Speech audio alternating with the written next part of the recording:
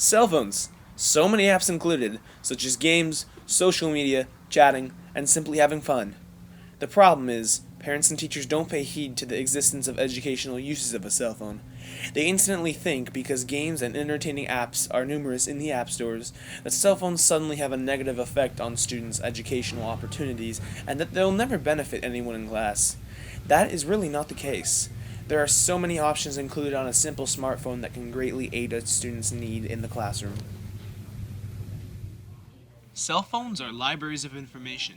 For example, 73% of the teachers that conduct the Advanced Placement and National Writing Project classes allow the students to use their cell phones to their own educational benefits in class.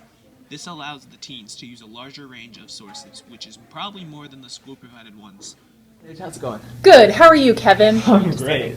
So I'm here to ask you just a couple questions about the topic of cell phones in the classroom. So here at North Taps, does North Taps have a policy against cell phones in the classroom?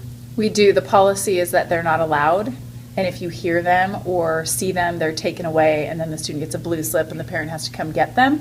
However, there is a clause wherein you can use the cell phones with teacher permission, with their discretion. So, for example, when we're doing silent reading, I let kids use cell phones to read their books. Say there wasn't any policy on cell phones in the classroom, would you allow them in your classroom, your language arts class? You know, honestly, I think I would stick with what the school has because I really do value having the cell phones available for mostly reading. A lot of the kids have apps and they use their cell phones for reading, and that has been valuable. But so I use them for their educational purposes, but I wouldn't let them be out. I wouldn't let kids check Skyward for their grades. I wouldn't let them use it for dictionary purposes. I don't think. It's hard for me to say what I would and wouldn't do because my mind is so supportive of the rules. But because I have dictionaries in my room, because during class time we're working and there is no need to go on Skyward, like other educational purposes really aren't relevant. So I think I would use them the same. I wouldn't want to see them, I wouldn't want to hear them, and I would probably take them away if there was a pattern of distraction, which is what they're trying to avoid. Do you still believe that cell phones do have educational purposes for maybe other teachers who have different opinions? Yes, because they're also calculators and they also have music and you could do cool things in band or orchestra with them. So there's all sorts of uses. So it's hard to even have a school policy because certainly English and math and band and drama might have different needs. So that's what I do appreciate our rule that allows for teacher discretion. Okay. I have a couple questions on the topic of cell phones in the classroom. Okay. So first, does North Taps allow cell phones in the classroom? No. Why? Do you know why they do I that? think that kids text or something during class or use it inappropriately during class.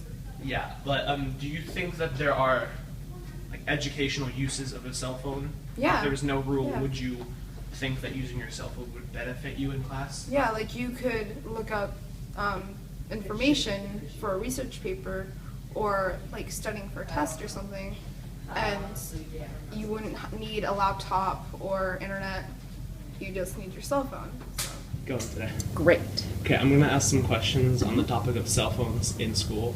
So, does North Taps, this school, do we allow cell phones in the classroom?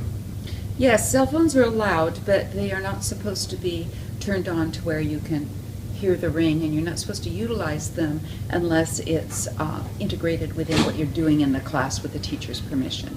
Do you feel that cell phones have educational uses? Absolutely.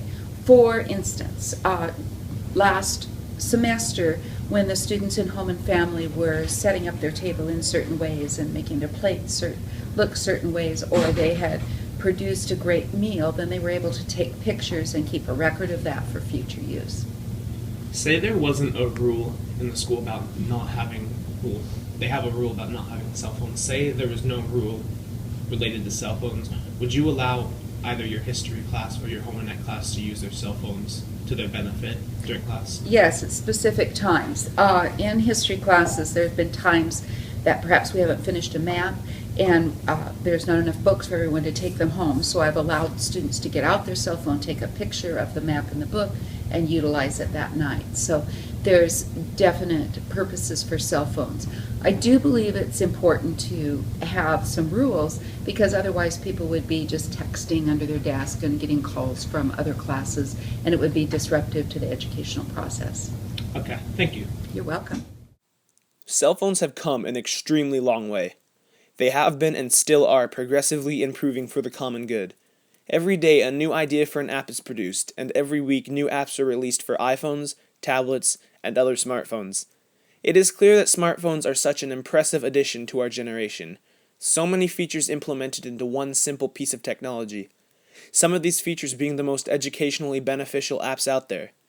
Imagine the effects from allowing these apps in class on teachers who refuse to allow cell phone usage whatsoever in their classrooms. So many possibilities, so little time.